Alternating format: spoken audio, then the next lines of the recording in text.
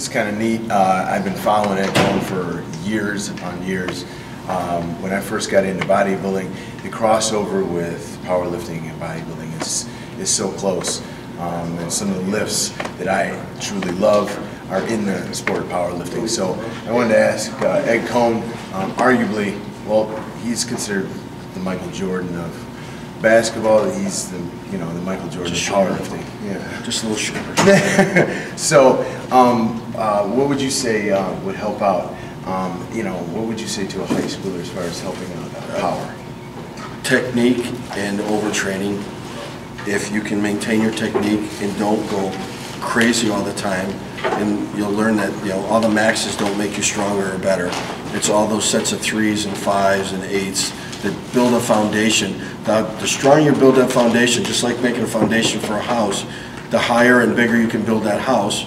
So if you don't have it underneath and all you do is max out and try to go heavy and test yourself all the time, you never really build up that foundation. So when you do try to build up higher, as far as your body, get your body bigger and faster and stronger, it will start breaking down, and then you'll be like, why? What's wrong with me? What's going on? And it usually starts at the beginning. Those techniques are key, and you can get that from lighter weight and just practice, like you said.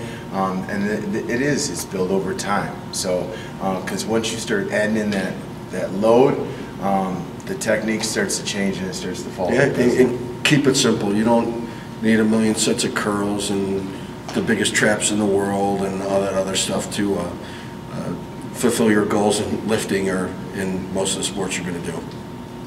All right. Thank you very much. Well, welcome. All right. Ed Coan. You'll hear a lot of different guys talk about how to deadlift. My shins were always against the bar when I started. Toes just slightly pointed outward. See how the weight stays close? This is concept with Olympic weightlifting. Farther out in front of you, the more you bend over, the more gravity pulls you forward and out of your groove. When you grab the bar, you can see where it's just on the outside of my legs. You don't want it close because then by the end, halfway up, it ends up being out in front of you, which again will pull you forward. Squeeze your back, almost like you're run your shoulder blades together. Squeeze them together and lock them in. Do not arch your lower back. If you arch your lower back in the squat or the deadlift, it will put way too much pressure on your lower back. Just naturally come back. Your head's neutral. You don't need to be like this. Push, push, pull. It's an equal amount of pressure as you push on the floor. You have to pull up, so it has to be like this.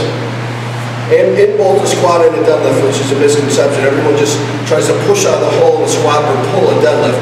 There has to be an equal amount of pressure going down as coming up, or you bend over. And in a deadlift, what will happen is your hips will come up and you end up here. All the pressure's on my lower back.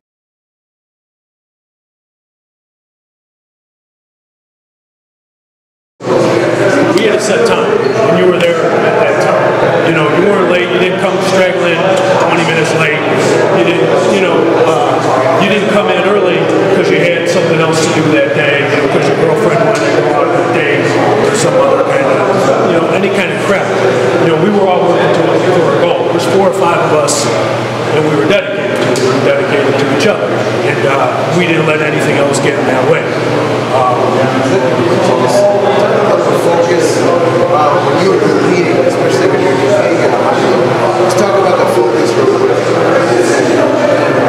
Was there any other outside conversation? No, we were saying earlier, we would come in and it was basically a lot of grunts, and there wasn't much talking. The talking was, what do you want on the bar next? Or, you did this wrong, you did that wrong. We didn't talk about how was Saturday night, how was this, how was that, what's going on with your girlfriend. We didn't deal with any of that shit. If you wanted to, we said, let's go get lunch afterwards, or we'll go out this weekend and have dinner or something like that. But when you're in that weight room, that's what you're there for. And if that's not the case, cool. But you are never going to reach your potential. If you're really dedicated, you're like, man, I want to do this. This is what I want, blah blah blah. And I hear guys say that all the time. Then you got to pay the sacrifices. You can't jagging around and you know, playing jokes on each other. There's time for that. And there's outside, you know, when you are in that weight room, if you want to be the best, that's what you're doing, you know. You're not worried about whatever else is happening out in the world. You're not worried about, you know, your job.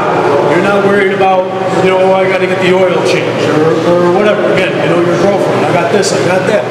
You know, I had all those problems going on just like everybody else, but I didn't bring them into the weight room because, you know what, those other 4 or 5 guys, they had those same problems. Right. And I didn't want to hear their problems, and they didn't want to hear my problems. How long have you been training with that? I've been training with Ed for about 15 years.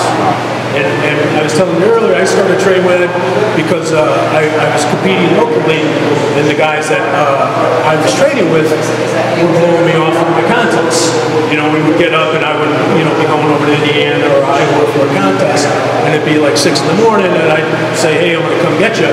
And they would decide, I can't make it, you know, because they were out at the bar too late, or, oh, I got this, I got that, and it wasn't cut. So I said, you know, the best in the world is about a half an hour away. I went over, a friend of mine introduced me to Ed, and he said, hey, you know, I want to learn a little bit about powerlifting, and he told me be here at 9 o'clock tomorrow morning. There it is. And that was it. I was there. Thank you for your time. Thank you.